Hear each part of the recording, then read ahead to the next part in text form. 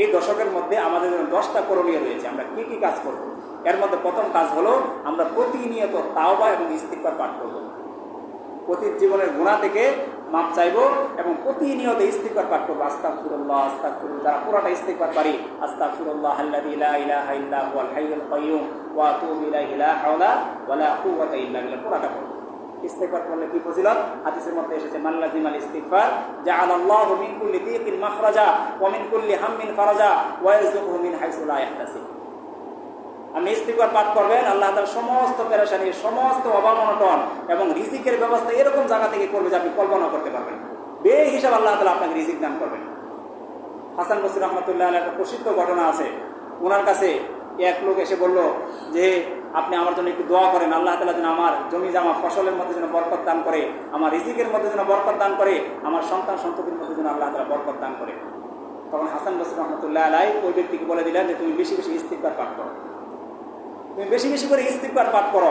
তো হাসান বসরি রাহমাতুল্লাহ আলাইহি খাদেম বলল যে সমস্ত কাজের জন্য আপনি শুধু ইস্তিগফার পাঠ করতে বললেন, যে ইস্তিগফারের মধ্যে কি ফজিলত রয়েছে। তখন হাসান বসরি রাহমাতুল্লাহ আলাইহি এই আয়াত পাঠ করলেন, ফাকুল তাস্তাগফিরু রাব্বাকুম ইন্নাহু কানা গফফারা, যে আল্লাহ তাআলা বলতেছেন যে তোমরা তোমার রবের কাছে ইস্তিগফার পাঠ করো, নিশ্চয়ই তিনি তোমাদেরকে ক্ষমা করে দিবেন। সুবহানাল্লাহ। শুধু তাই না, তিনি এরপর বলেন ওয়ায়ুমদিদকুম বিআমওয়ালি ওয়া বানিন, এবং তোমাদের সন্তান এবং তোমাদের ধন সম্পদের মধ্যে আল্লাহ তাআলা প্রশস্ততা দান করবেন। সুতরাং মোহতারাম হাজিরিন, আমি আপনি যদি এই দশকের মধ্যে অন্যান্য সময় যেরকম আমি জিকির আজকার বেশি করেছি, ইস্তিগফার বেশি করেছি, এই দশকের মধ্যে সর্বপ্রথম আমার আপনার জন্য আমল হবে বেশি বেশি করে ইস্তিগফার পাঠ করা।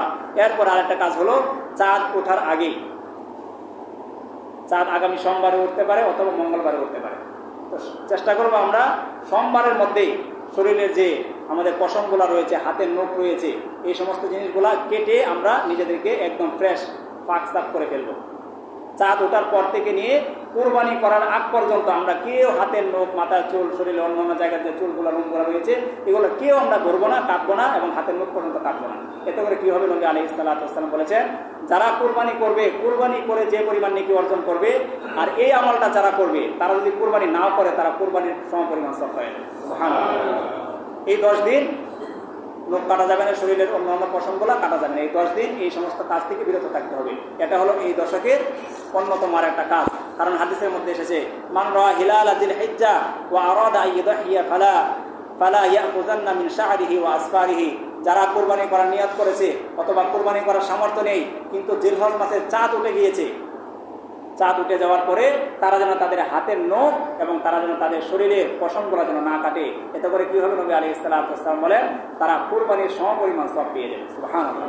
শুধু তাই নয়, এক হাদিসের মধ্যে এসেছে, নবী আলাইহিস সালাতু ওয়াস সালাম অন্যতম এক সাহাবী আব্দুল্লাহ ইবনে উমর রাদিয়াল্লাহু তাআলা আনহু বলেন যে উনি এক এলাকা দিয়ে যাচ্ছেন, দেখলেন যে এক মা তার বাচ্চার সেই মাথার চুলগুলোকে নেড়া করে দিতেছে। তো আব্দুল্লাহ ইবনে উমর রাদিয়াল্লাহু তাআলা আনহু বললেন যে ওগো মা, তুমি তোমার এই বাচ্চাকে এই কাজ করো না এই দশকের মধ্যে, কারণ এই দশকের মধ্যে তোমার বাচ্চাও যদি এই সমস্ত কাজ থেকে বিরত থাকে, মাথার চুল কাটা, হাতের নখ কাটা, এই সমস্ত কাজ থেকে যদি বিরত থাকে, আল্লাহ পাক রব্বুল আলামিন বাচ্চার আমলনামায় কুরবানির সওয়াব দিয়ে দিবেন। সুবহানাল্লাহ। তাহলে আমাদের জন্য এই দশকের দ্বিতীয় নম্বর কাজ হলো আমরা আমাদের হাতের নখ এবং শরীরের পশমগুলো আমরা কেউ কাটবো না। চাঁদ ওঠার পর থেকে কোরবানি করার আগ পর্যন্ত, কোরবানি যখন হয়ে যাবে এরপরে আপনি কাটতে পারবেন, এতে করে আর কোনো সমস্যা নেই, আপনি কোরবানির সওয়াব পেয়ে যাবেন। 3 নম্বর এই দশকের মধ্যে আরেকটা কাজ হলো, এই দশকটা যখন শুরু হবে 1 থেকে নিয়ে 10 তারিখ পর্যন্ত, 10 তারিখের 10 জিলহজ কোরবানি ঈদ পালিত হয়, তো 9 তারিখ পর্যন্ত এই 9 দিন রোজা রাখার একটা বিশেষ আমল করা। এই প্রত্যেকটা দিনে আপনি রোজা রাখতে পারবেন। কারণ হাদিসের মধ্যে এসেছে, নবী আলাইহিস সালাতু ওয়াস সালাম অন্যতম এক সাহাবী বলেন যে নবীজি জীবনে 4টা কাজ কখনো ছাড়েন নাই। মনে রাখবেন, 4টা কাজ নবী আলাইহিস সালাতু ওয়াস সালাম জীবনে কখনো ছাড়েন নাই। এর মধ্যে অন্যতম একটা কাজ হলো সিয়ামু ইয়াউমা আশুরা, আশুরার রোজা নবী আলাইহিস সালাতু ওয়াস সালাম জীবনে কখনো ছাড়েন নাই। 2 নম্বর হলো ওয়াল আশরু, এই যে দশকটা আসতেছে এই দশকের প্রথম 9 দিনের রোজা। এবং 3 নম্বরে নবী আলাইহিস সালাতু ওয়াস সালাম প্রতি মাসের চাঁদের যে 13, 14, 15 তারিখ রয়েছে প্রতি মাসে 3টা করে রোজা রাখতেন এবং ওরা কাতাইনা ক্বাবলাল গাদা এবং ফজরের নামাজের পূর্বে 2 রাকাত সুন্নাত। এই 4টা আমল নবীজি জীবনে কখনো ছাড়তেন। 1 নম্বরে কি? আশুরা রোজা। 2 নম্বরে হলো এই জিলহজ মাসের প্রথম যে 9টা দিন, এই 9 দিনের রোজা এবং প্রতি আরবি মাসের 13, 14, 15 তারিখে 3টা রোজা এবং ফজরের নামাজের পূর্বে 2 রাকাত সুন্নাত। এই 4টা কাজ নবী জীবনে কখনো ছাড়তেন না। সুতরাং আমার আপনার জন্য অন্যতম আর একটা কাজ হবে এই দশকের মধ্যে এই 9 দিন রোজা রাখা। 4 নম্বরে হলো এই 9 দিন যদি অন্তত না রাখতে পারি, নবম দিনে যে আরাফাতের রোজা রয়েছে, যেটা একটু আগে বলেছি, যে আরাফাতের দিনে রোজা রাখলে অতীতের 1 বছর এবং ভবিষ্যতের 1 বছরের গুনাহ আল্লাহ মাফ করে দেয়। এই নবম দিনের রোজাটা আমরা রাখার চেষ্টা করব। 5ম নম্বর নবী আলাইহিস সালাতু ওয়াস সালাম বলেন যে এই দিনগুলোতে বেশি বেশি তাসবিহ, জিকির, তাহলিল করা। নবী আলাইহিস সালাতু ওয়াস সালাম বলেছেন, আকসিরু ফিহিন্না মিনাত তাকবীর ওয়াত তাহমিদ ওয়াত তাহলিল। এই দিনগুলোর মধ্যে তোমরা বেশি পরিমাণে আল্লাহ পাকের জিকির করো, বেশি পরিমাণে তাহমিদ করো, বেশি পরিমাণে আল্লাহ পাকের তাহলিল করো। আল্লাহু আকবার, আল্লাহু আকবার, লা ইলাহা ইল্লাল্লাহ, আল্লাহু আকবার, আল্লাহু আকবার, ওয়ালিল্লাহিল হামদ। এরকম ভাবে এই দশকের মধ্যে আরেকটা কাজ হলো, আমরা যাদের উপরে হজ ফরজ হয়েছে তারা যেন এই দশকের মধ্যে হজটা পালন করে নেয়। ঠিক তদ্রুপভাবে যাদের উপরে কুরবানি ওয়াজিব, তারা যেন এই দশকের মধ্যে কুরবানি করে। কুরবানি কার উপর ওয়াজিব?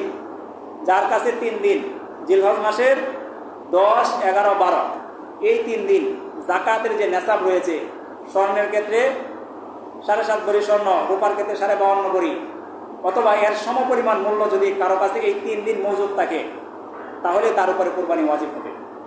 যারা এরকম সামর্থ্যবান হবে তাদের জন্য আবশ্যক হবে এই দশকের মধ্যে কোরবানিটা করে নেওয়া। ঠিক তদ্রুপভাবে এই দশকের মধ্যে আরও যে কাজ রয়েছে, সাধারণ যে আমলগুলো রয়েছে, অন্য অন্য সময় যেরকম আমরা কোরআন তেলাওয়াত করি, জিকির আজকার করি, দান সদকা করি, এই দশকের মধ্যে বেশি বেশি পরিমাণে এই কাজগুলো করতে হবে। কারণ আল্লাহ তাআলা এই দশকের প্রথম 10টা দিনের ব্যাপারে আল্লাহ তাআলা কসম করে বলেছেন, ওয়াল ফাজরি ওয়া লায়ালিন আশরি, আল্লাহ তাআলা শপথ করেছেন। সুতরাং এই দশকের অনেক গুরুত্ব। ঠিক তদ্রুপভাবে এই দশকের মধ্যে আমার আপনার জন্য সর্বশেষ যে কাজ হলো, সেটা হলো গুনাহের কাজগুলোকে কমিয়ে নিয়ে আসা। অন্য সময় আমরা যেরকম ফোন চালাই বা অন্যান্য মিথ্যা কথা বলি বা অনেক গুনাহের সাথে আমরা জড়িত থাকি, তো অন্য সময় যে পরিমাণ গুনাহ হবে, এই দশকের যেহেতু অনেক গুরুত্ব, এই দশকে যদি ছোট একটা গুনাহ করেন, যেরকম ফজিলত অনেক বেশি, নেক আমল করলে গুনাহ করলে কিন্তু গুনার পরিমাণটা বেশি হয়ে যাবে। সুতরাং এই ব্যাপারে আমাদেরকে সতর্ক থাকতে হবে। কারণ দীর্ঘ একটা রমজান মাস সিয়াম সাধনা করার পরে আল্লাহ তাআলা আমাদেরকে একটা খুশির জন্য, আনন্দের জন্য, দুনিয়ার আনন্দের জন্য একটা রোজার ঈদ দিয়ে থাকেন। ঠিক তদ্রুপভাবে কুরবানির ঈদটা যে আমাদেরকে দেয়, এটা কেন দেয়?